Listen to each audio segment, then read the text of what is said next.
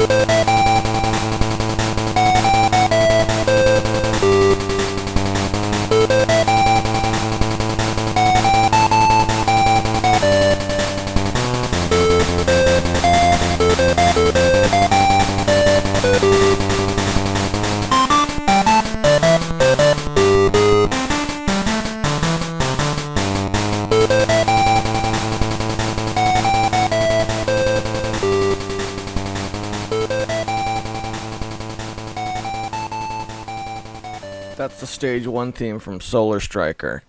You're listening to Tiger Claw Radio. How we doing? Let me turn on the monitor so I can hear the fizzing. Pippity pop, pop, pop. Alright. Let's see. So on my notes, I got a couple things written down that I wanted to go over today. By the way, this is being recorded on the 6th of January. You know what? Can we turn up the amp just a little bit? How's that sound? I think that's good. The needles look like they're not jumping very far, but we can fix that in post as long as there isn't distortion. Alright, so I got 3 bullet points. We're going to start with the junk first, that I don't have much on.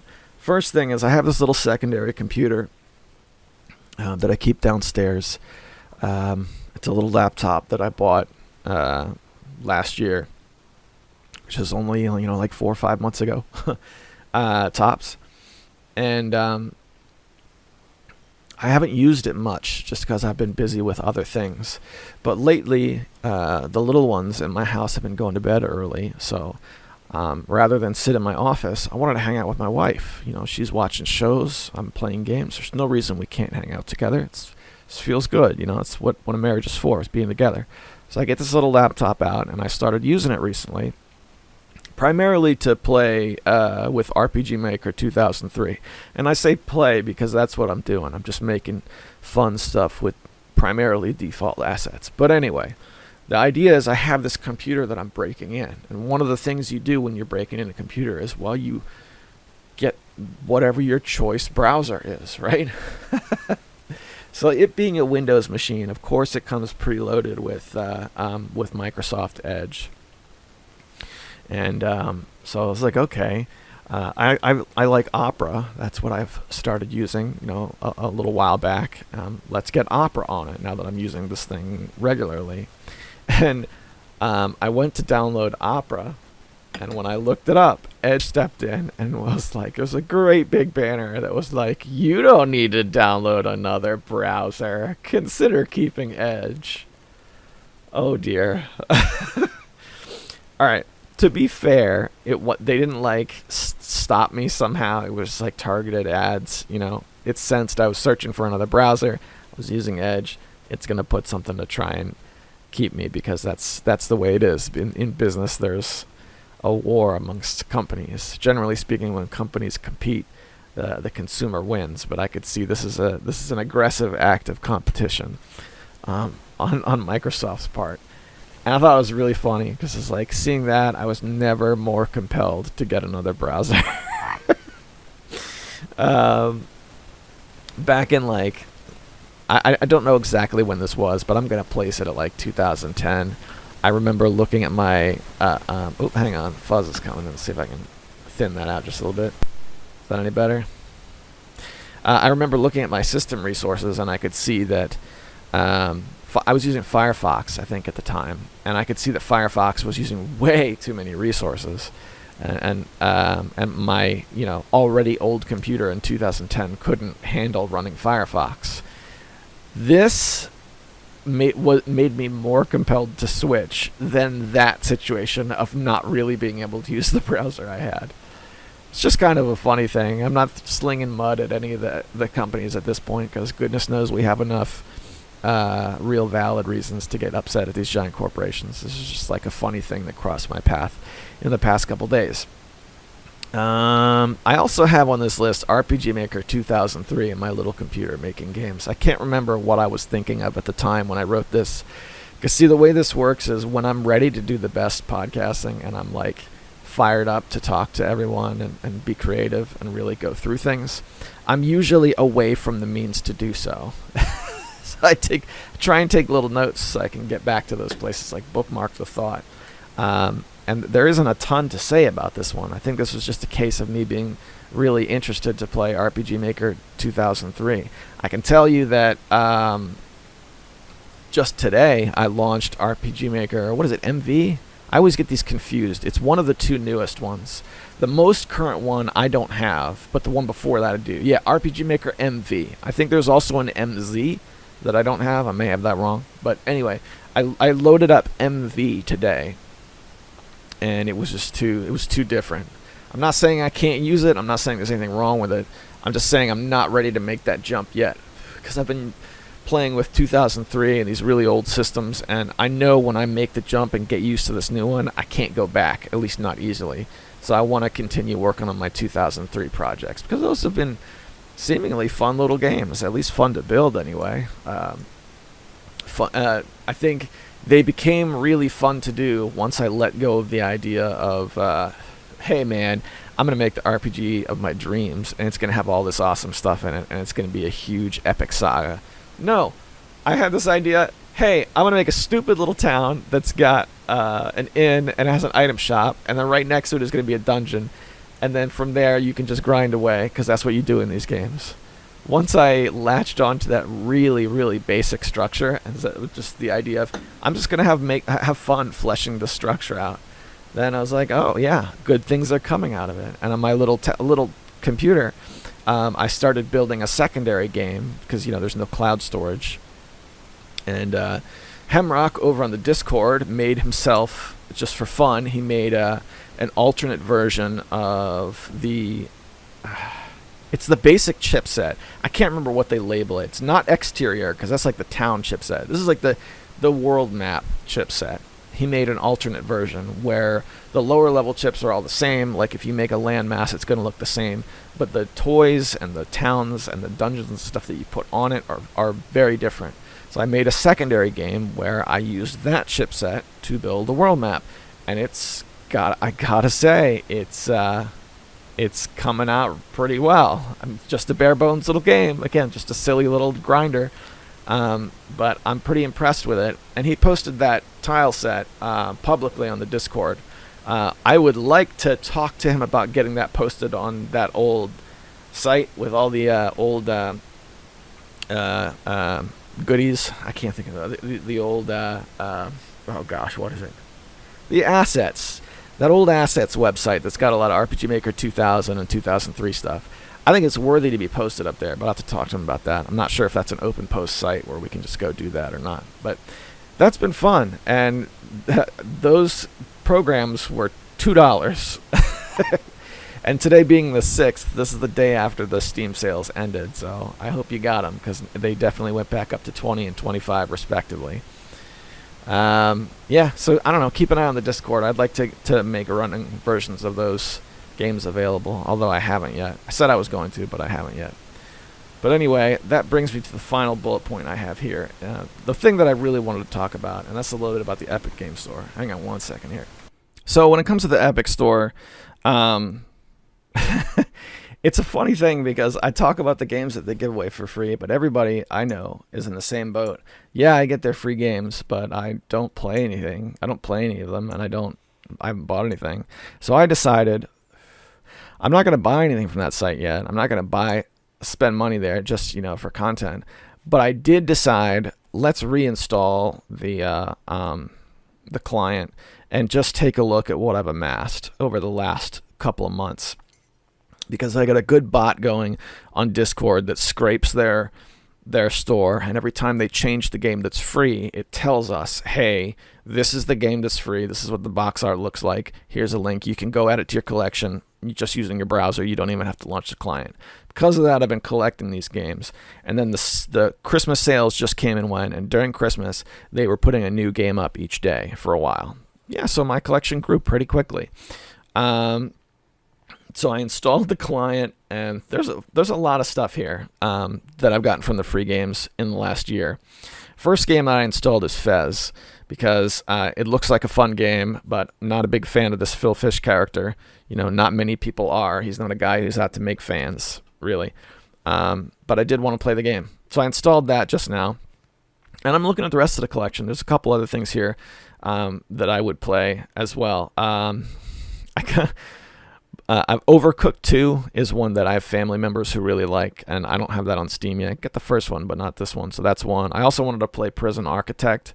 I'm a big fan of the Saints Row franchise. Saints Row 3 in particular was a good game. So here I have Saints Row 3 Remastered, which I wasn't planning to buy, so that's pretty cool. I might check that out. Sonic Mania is also on my to-play list. That's in my collection.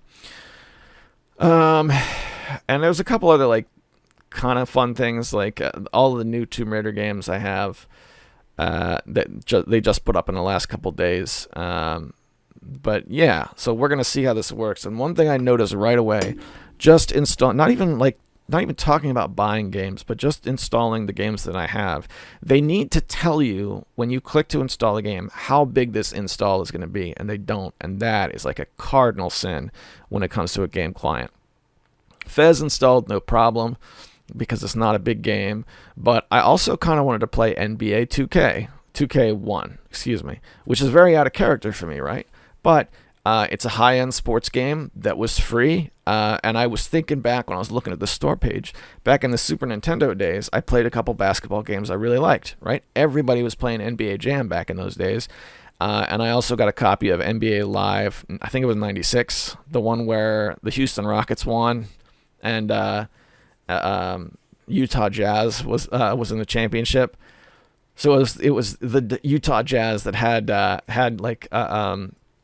Karl Malone and John Stockton and all those guys. I only know those names from playing that game, and I enjoyed it very much. So thought it might be fun to check out NBA 2K21 and see what the game of basketball is like in video game format 15 years later. But it doesn't tell me how big it is. So it's like, you know what? Let's hold off installing this one. It's a modern game. Modern games are pretty large. Let's do some research since it's not going to out and out tell me. So I head over to the store page, and guess what? 110 megabytes. Gigabytes in size. 110 megabytes, a tiny game. 110 gigabytes in size for this game. So it's a super expensive game. It's still $60 for the base game at this point. So not only can I not afford like the dollar value to get in, but I can't afford the hard drive space. Not at this time, not without cleaning up first to play it. So that's pretty crazy. So I'm not sure at this point if I'm griping about the client or if I'm griping about how big games have gotten or what. But in Steam, if you're going to install a game, and this is true in GOG as well, it says, hey, this is going to be X amount of space, continue or cancel. And that what they tell you is not always accurate, but at least you get something. At least there's something to work with. That's something Epic needs to fix. But I don't hear a whole lot of people saying, hey, Epic would be great if they fixed XYZ. So say what you will. I'm going to play Fez in the coming weeks, hopefully. At least I aim to now. And I'll let you know what my experience with the Epic client is like. Because I noticed, I remembered like Dead by Daylight. I also have that here in Epic. And I play that quite a bit on Steam. So conceivably, I could play a LAN game of Dead by Daylight now that I have two legitimate copies that can be connected, and there's cross-play, cross-platform, cross-storefront, whatever, with Dead by Daylight. So, I don't know. I'm hoping they get this together, because Epic still has a long way to go, I think, before I would spend $1 on this website. But it's a horse that we've beaten to death many a time, and it still keeps rolling around in the mud. What are you gonna do? All right, it looks like Audacity is continuing to drop audio every time I stop this. So here's the thing. This is currently being recorded in the early afternoon, and I'm going to get braces put on today. So typically, this being Thursday, I would try and record just like some raw shooting here, and then tomorrow I'd paste it all together into a podcast. I have a feeling when that time comes, this might just be like this bit plus some chiptunes, because my mouth might hurt too much to read the fail bag. If that is the case, then just stick with me. I'll read everything the following week. But thanks very much. Hope you guys are doing well, and I'll see you guys after this whole braces thing is done. Well, I'm leaving the orthodontist now. I just had braces put in, and I gotta say, it sucks. And that's about it. Back to the studio, I guess. Back again in the studio. Let's dive into our chiptunes folder. Looking at the old OST folder this week. Let's listen to some jams. You're listening to Tiger Claw Radio. More when we come back.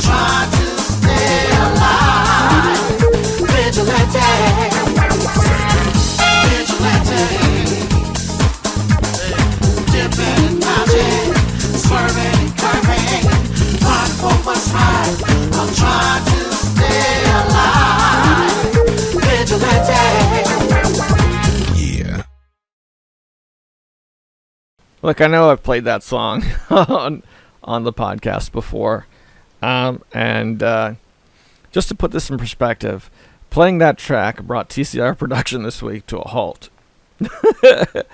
after listening to that, I usually let it run through my headphones for a little bit to make sure the levels are okay. I played that song in its entirety 3 times back to back to back, and then I moved on to the Interstate 76 soundtrack and started listening to that, which, by the way, Interstate 76, if you've never played it, pretty decent car combat game for the PC, but not as good as its other contemporaries of the time. But the reason why it's worth talking about is because it's an example of a game with a soundtrack that's way better than the game. It's a pretty good little game, but my goodness, the funk. All right. So we are 20 minutes in, and this is the part where I thank the Patreon sponsors. So one of the things that's changed while I was making this episode was I actually closed the Patreon. So for now, for what might be the final time, I wanted to thank the 4 people who are still supporting TCR at the end, and they are Hemrock, Eric Kentroller, Darabka, and Tecmo Balls. Thank you for so much, not just you 4, but everybody else who's supported in the past.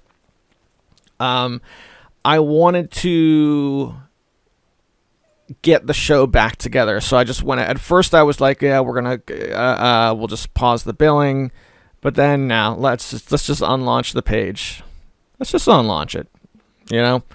There's no, I can't accept money for what's going on here right now. TCR at this stage, was being done during a commute, and that's where the content was being created, and now there's no commute. And ever since that happened, it's been a fight to keep TCR alive. I'll figure out how to do it, and we're going to keep things running. But until I figure it out, I can't in good conscience take money for TCR. So Patreon's closed for now. Thank you guys for supporting. Hope you're doing well. Okay, 1 second here. Let's shift gears and go over to the fail bag, because there are. Let's see. I know. God bless Hemrock. My goodness, man.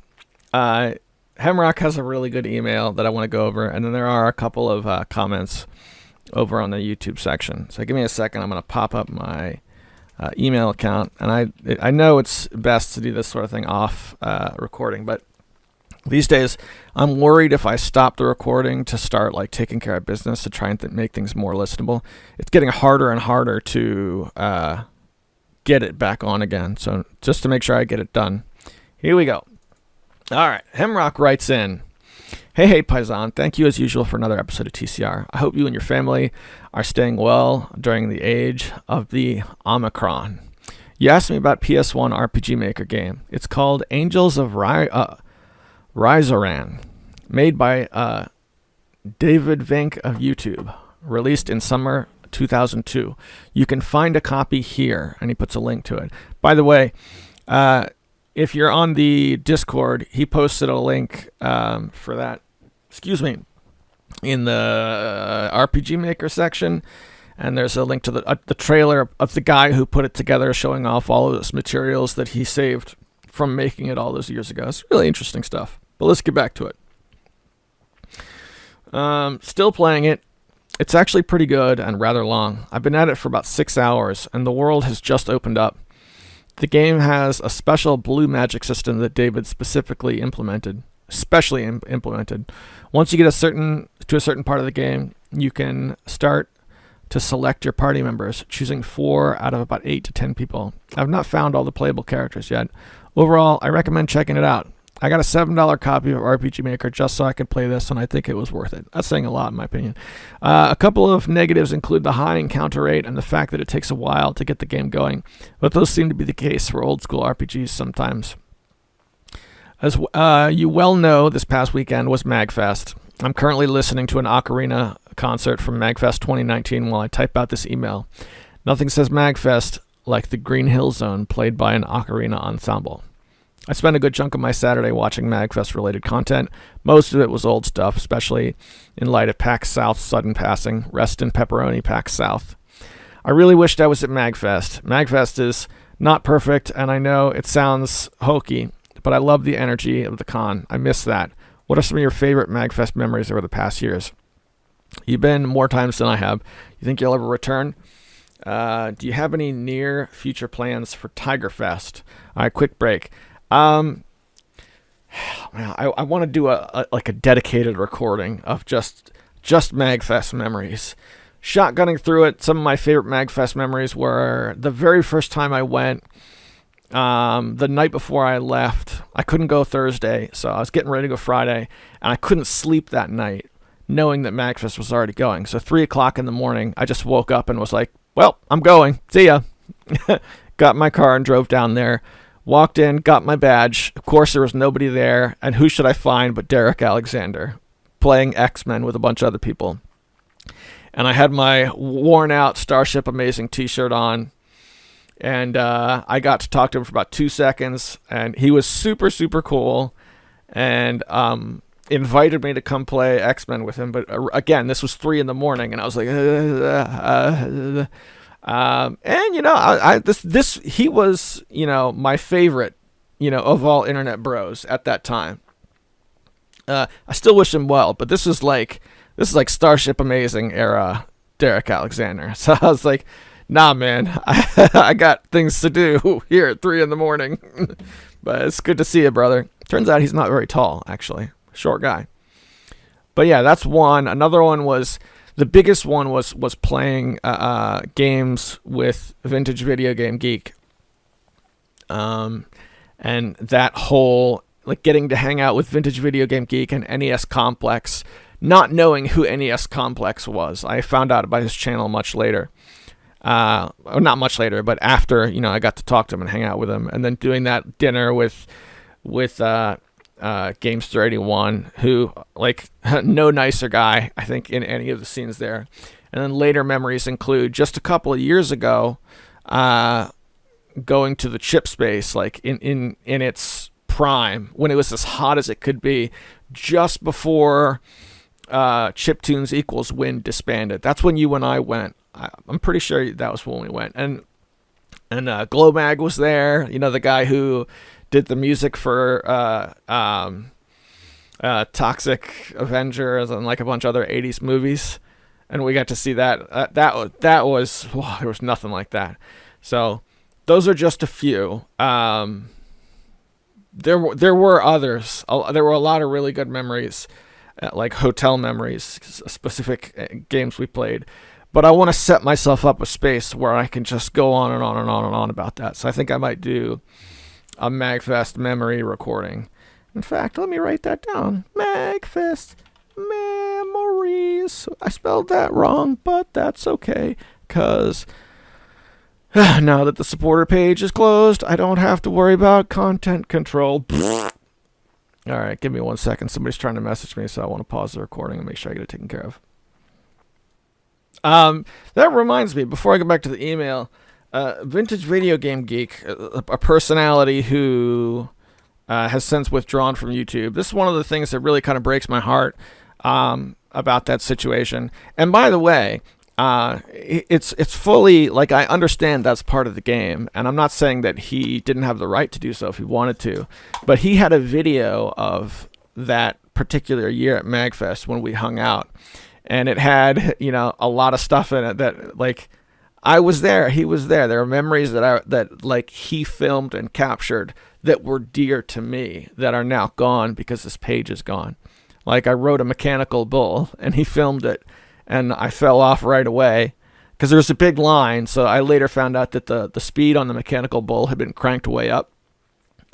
So he filmed it. I jump right on this thing. It looks like I'm going to do great. And then he put a big weak sauce thing on the screen. It's great. It's a great video that I miss. I hope he's doing well. I've reached out to him since then to see, hey man, how's life going? But I never heard back from him. So I knew him a little bit. I got to talk to him a little bit off of YouTube. And I know he had a couple of things that were good reasons to not be part of YouTube. You know what I mean? But I wish I had saved a copy of that video locally. Let's just put it that way. All right, let me open up the email again real quick, because I clicked away from it, and now I don't know where it is because I'm just that bad at computers. Yeah, here we go. But he finishes by saying, what are some of your favorite MAGfest memories? You've been many more times than I have. Do you think you'll ever return? Do you have any future plans for TigerFest? Do I think I'll ever return to MAGfest? Absolutely, 100% guaranteed. I will go at least one more time because I've taken my oldest son there, and I promised my daughter when she was old enough she gets to go. And that promise to me is etched in stone because that's how a father's promises should be. So I'm definitely going one more time. I don't know. I think the price has gone way, way, way up. I mean, that's not a subjective thing. That's just, it was $40 when I went. What is it this year? $150, something like that. And I just don't think the value has gone up with it. I would pay $150 in a hot second to go, in a room full of bros. Excuse me. My goodness, excuse me. Like if we got, my mind is going blank now. I'm getting older and starting to break down a little bit. It wasn't the sharpest tool in the shed to begin with. We had what is the thing that we got with the place? And I ran over the lights and the lady was there. I want to say bed and breakfast. Airbnb. Yes. Jeez Louise, I got to go to the doctor. If we got, an Airbnb with a couple of bros, then suddenly it becomes worth the price. And that's the reason I, had this idea for TigerFest is because you don't really need a MAGfest to make it worth it. The problem is without MAGfest, you have to have, a reason to assemble the bros. I don't know. So the issue is in my home, we are scared of COVID, and that's just how it is. We're scared. I'm scared. Everybody's scared here. And I don't want to do anything until we can get everybody vaccinated. And right now we got people in the house who can't get vaccinated. And that's so that's holding us up. Once that's all taken care of, I don't know if I would do MAGfest every year, because it's getting costly, and I definitely couldn't do it in the same year we did a TigerFest, just for the simple fact that I don't want to leave my family that long. But yeah, dude, I'm totally down. This all this stuff, this not really wanting to go outside and all that. This will pass. It will be done, and we will assemble again. Believe me, I felt it too. When you for those of you who don't know, I hope you're okay with me saying this. He texted me. Hemrock texted me on my phone. He was like, "I feel the call, man." I didn't until you said that. Once you said that, I was like, "Oh yeah, oh my gosh." And I'm glad you did, because we had some really good times that are worth looking back on, and something that we're missing out on. Not because I want to feel like, hey, there's stuff we don't have now that we had before, but just because there's value, and this is something to look forward to that we could do in the future. Yeah, MAGfest is not dead, okay, for sure. There's no way that it's dead. Just can't do it right now, okay? Can't do it right now, and if it gets too crazy expensive, then we'll do our own. But I promise it's not dead. All right. Hemrock, my good friend, the life and breath of Tiger Claw Radio for a long time. Hope you're doing well. Take care of yourself. Give the family a big hug for me. Let's see what they got going on YouTube.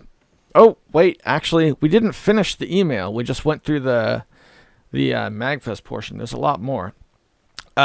He says, this month is January, so let's make it a Japanuary. That word hurts my mouth right now. To remember to play a Japanese game or two. I'll stick with my RPG Maker game on PS1. I may start playing the newly released English translation of the Final Fantasy VI-T edition I recently found on Super Famicom Cart for FF6 on the cheap. Would you care to join me in the Japanuary Jubilee? Absolutely. I think that's a great idea. Give me a second here. Let me just make a note of that as something to follow up after the show. Japanuary. I've got a stack of Japanese import PS1 games that have been dying to be played. Dying to be played. I can't think of a better reason to dig into them. So that's one thing. Let me know how Final Fantasy 6T goes. I'm interested to hear, because for as far as like big name RPGs go, if I were to sit down and play one, I don't really have time now, but if I were to dig into a classic console RPG, it would be something on the PS1, and it would probably be, I was just getting ready to say it was going to be on the Anbernic, but I don't even know if that's true. Like, because a lot of those games will run on the much more comfortable V90. I could give Suikoden a try again. That'd be a perfect game to play. I bet Suikoden would run great on the V90. That'd be a good time. By the way, what are you playing? I've already forgot the name, and you got it here in the email right in front of me. Angels of Rizaran. What are you playing that on? Is that on the X18S? Yeah, because I got it running, but I got that running on Windows, and that's as far as I got. I haven't like ported the memory card file to another device so that I could chill out and play it in comfort, and that's really what stopped me from digging into it hardcore. But that's the Japanuary bit, and then he moves on to a retro news list. This is a bulletin that's got a bunch of links that I am just going to copy this section of links and whatnot. I'm going to paste it right in the Discord, so that you individuals out there who are listening in podcast land can follow along. Okay. All right. I didn't close the window, did I? I think I may have. All right, here we go. Yeah, the retro news. All right. If you're looking at my goodness, I hate these braces. Gosh. If you're looking at for something to discuss on the show, here's a wealth of content. I saw a recent vid advertising that advertised a host of upcoming Sega Genesis titles in 2022. Here are some below. Please see the links for more information. Let's pop that open. Did those links actually translate? They didn't. Oh, that sucks. Because you made the links embedded, I can't just copy paste. That's all right. So this is the, 21 Sega games coming out in 2022. This is a long video, and I feel like I gotta watch this whole thing. So I'm just like doing a quick scrub. But I see like an isometric Resident Evil game. That looks dope. I see some shmups. That looks dope. Some Street Fighter Zero. No idea what that is, but it looks very much like more like a PlayStation era Street Fighter game than, the 16-bit era. But for the Sega Genesis, also dope. Metal Slug MST. That looks dope. Sunset Heroes. We got an RPG.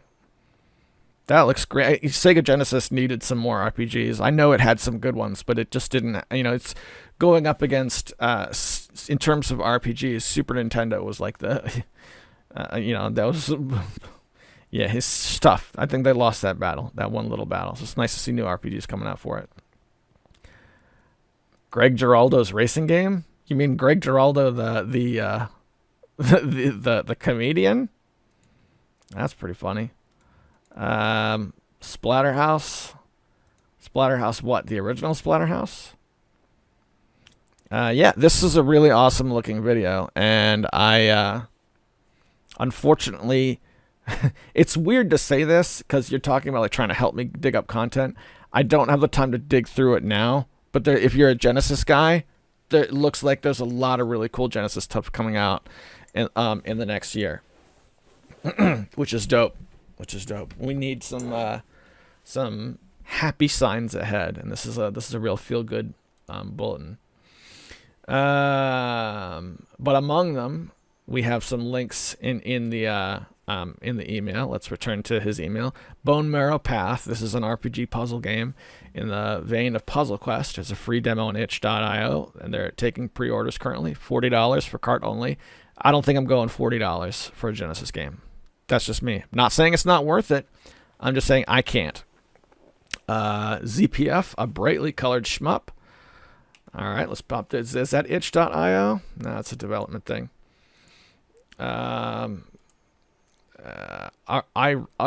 Irina, Genesis Metal Fury, a space-inspired shmup. Seen this one around before, and it's already available. And name your price on an itch.io account. Name your price. Gosh, I feel bad just downloading those. I'll have to drop them a couple of dollars. Street Fighter Zero is being ported to the Sega Genesis. If you're not a Street Fighter fan, then you may rather check out King of Fighters 98 port to the Sega Genesis. It looks like the download is already available. Super cool. Love those fighting games. Been playing a lot of King of Fighters 2002 Unlimited Match on Steam recently since I started playing with my little computer downstairs. If you are a fighter fan and are still not pleased, maybe you'd like to check out Mortal Kombat and Killer Instinct Love Child, known as Insane Pain, a new 2D fighter for the Genesis that's nearly complete. And Insane Pain has its own Kickstarter, which I'm gonna say it. The what I can see of the fighters looks a little dopey. Not saying bad game. I'm just saying just a little bit dopey. But what's wrong with being a little dopey? The Genesis era was the era of being a little dopey, right? It's just the whole over-the-top vibe. And if you look back on that vibe, that's what it looks like now. It's a little dopey. So, I don't know. Metal Slug Warfare, new Metal Slug title for the Genesis. Currently a demo available on their site. That looks awesome. Mega Man, the Sequel Wars. An upcoming fan-made follow-up to Mega Man The Wily Wars for the Sega Genesis. It aims to remake the second NES trilogy of Mega Man games while introducing new features challenges for veteran players, quote from their site. And in non-Sega news, GoldenEye appears to be getting a re-release for modern consoles. Cool, man. That sounds awesome. I'm going to be honest, I wasn't much of a GoldenEye guy, but I played it a couple times, and I know that's a game that's near and dear to people, that's worth holding on to. And in the end, it ends with not trying to be negative, but I get the sense that TCR is losing steam. Do you feel that way? In any case, I'm rooting for you. Keep rolling retro. I absolutely feel that way. And when I first read this email, that line kept me up at night. Because you got to put things into perspective. Hemrock is the guy who wrote me super excited after my first episode, which was a mega upload, hyperlink on the blogs of Retroware TV in 2009. Hemrock has always been the force for positivity, amongst the TCR group. No one has ever been more positive. So to hear him say, not trying to be negative, but TCR is losing steam, that hit hard. And it hit hard because it's true. It's true. So it's one of the things that prompted me to cancel the Patreon, temporarily close the Patreon. Because it's like, yeah, it's losing steam, but it's cyclical. Since I'm deciding not to cancel the podcast, I feel like we'll get our footing and we'll get back on track. There has to be a time where the format changes so that I can be myself and do my own thing. Good episodes are still coming. I haven't been able to put them out as much. So we'll get it back, brother. And by the way, while we're on the subject, I appreciate you putting it that way and letting me know. Because, yeah, that was a slice of reality I think I needed to hear. Back to the email. He says, in any case, I'm rooting for you. Keep rolling retro, Hemrock. Thanks so much, brother. Hope you're doing well. And that said, let's jump over to... I don't like using the YouTube studio because they, stuff gets cut. But we're going to use it because that's what we have. Let's roll over to last week's podcast and see what we have. We're up in YouTube subscribers, 1738. That's still up. We're getting like every week it's like 1 or 2 or something like that. That's an up number. Give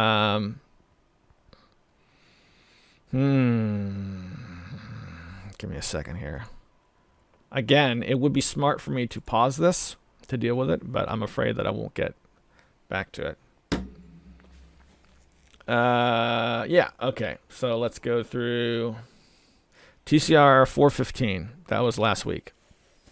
In response to the question, this is from Mecha Menace. Does the analog pocket screen scratch easily? I ain't trying. I left a comment regarding a screen protector. In the meantime, I left the removable plastic film that's placed on all electronics with screens. I guess the static electricity holds it there. I never have to adjust it. Like I said in my response to last week's TCR, I'll eventually figure out a solution. I'm probably going to go up with to end up with cutting a tablet screen protector to size. Yeah, I'd be interested to hear how that goes. 27 minutes in. No cache GBA. Get it? Ha ha! Ha ha! Yeah, indeed. And what's even funnier is now that emulator costs money. It didn't in 1999. 28 minutes in. Pushes up taped nerdy glasses. There are people who complain about the Super Game Boy speed difference. It's a matter of do you care. It's also a matter of do you know. Sometimes people only care that something is viewed as bad when they're told by other people. This is true. Even with these problems, the Super Game Boy is way better than clones released for PS1 and N64. Remember the GB Hunter and similar devices? Those were bad, and anyone could see it from the packaging. No sound? No thank you. Though I remember running GB games in DOS with our 286 with no sound, at definitely not the right speed, and being blown away that I could play GB games on the computer, including unreleased imports. I didn't put serious time into it, though. I guess seeking out ROMs in the library of computers, porting them home on a floppy disk to see how they run is an investment. But hey, I was a kid, and time was free back then. I did that same thing, man. My buddy Engie had America Online, and I did not. I had no internet access. This is 1998, and my dad, who was a professional, a career programmer, had just passed away the year before. So he was like bringing the internet into the house. He had AOL in our house for like, a brief amount of time, but he did something to the modem that disabled it and then passed away. So we didn't have the internet in our home, and I would go to my buddy Engie's house with floppy disks, and we would cruise for ROMs because there was no central repository for ROMs. You had to go to really small websites with really small collections, and scrape for them that way. I did the same thing. I put a decent amount of time into it, though. I remember playing all the way through. The first game I ever played all the way through on an emulator, I think it was Bump and Jump, and I used save scumming hardcore, and I loved it because Bump and Jump is a hard game. Realistically, when I sit down with it, I can only get through a level or two. But if you actually save scum, that is a long game, and it has a nice little ending. So I felt rewarded. All right, hold on a second. Somebody's trying to get me here. All right, finally he says, head down to Mondo Cool Cats forums for this month, where the 20th Century Cartoon Showdown is being held in the BS Zone. I don't want YouTube to censor this comment. I haven't been down there in a long time, so yeah, we'll have to check that out. I will pop over to the Mondo Cool page, check out the forums, and we'll shoot a link to that in the Discord. Hang with me 1 second here. All right, first of all, I registered for Jerry Terrifying's forums, which is something that's been on my to-do list forever and a day. This is a pretty complicated thing you have going on here. They're trying to compile an infographic of the favorites of that group in a bunch of different categories. So I'm looking through this thread, and they're just trying to nail down categories and Death Adder's involved, and he's got a big breakdown of like 29 different, types of cartoons. I mean, there's stuff worth going over here, but I don't think I could do this. Even me, who reads every list of everything, this is something that requires a little preparation. So I think this is something we should do once I've had the chance to go over this and put some thought into it. Because right now, looking at this, what I can see happening, my knee-jerk reaction is I wanted to copy this list of categories. Yeah, we've got 27 categories. Best music, best animation, comedy, claymation, all that stuff. Go through it and answer all those questions, and then, have ourselves a good old cartoon podcast. But it looks like that's not what you're after. You're just trying to, nail down the categories you want to use for your infographic. So let me make sure I have this right and then go over some of the questions you're asking. And we will get back to this. However, one good thing I can pull from this, I'm now a member of the Mondo Cool community forums, which is awesome that this is still a thing. And I'm looking, and there's recent posts from the past couple of months, and that's incredible. Mondo Coolcast is one of those things that has been around for years and years and years. And Jerry, God bless him, has been able to move forward with his life to the point where he doesn't talk to video games for hours, talk to boys on the internet about video games for hours and hours on end, and thus we don't see the proliferation of the Mondo Coolcast like we used to. But that's a positive reason for something like this to not be around as much anymore. It looks like he put out an episode. The last episode of Mondo Coolcast was January 14th, 2021, so almost a year ago. What do you say, Jerry? Feel like you're up for another one? So that's pretty sweet. I will check that out. And Mecha Menace, thanks very much for shooting me that link. Back to the channel comments. We got one from Eric Controller who writes, 8 minutes and 35 seconds in. Good pick, man. This track rocks. What track did we play? Hold on, let me check. Oh, the Globulus track. Yeah, it's interesting because when I look back at my positive time with the Ouya, that game, Globulus, is not one that I typically think of. But I spent a lot of time with it. It was one of those games that I just ended up playing because it was there. Do you know what I mean? All right, we're 51 minutes in. Yeah, and I guess at this point, since we ran through all the feedback, thank you everyone who wrote in. The show is not ending just because I've ended the Patreon.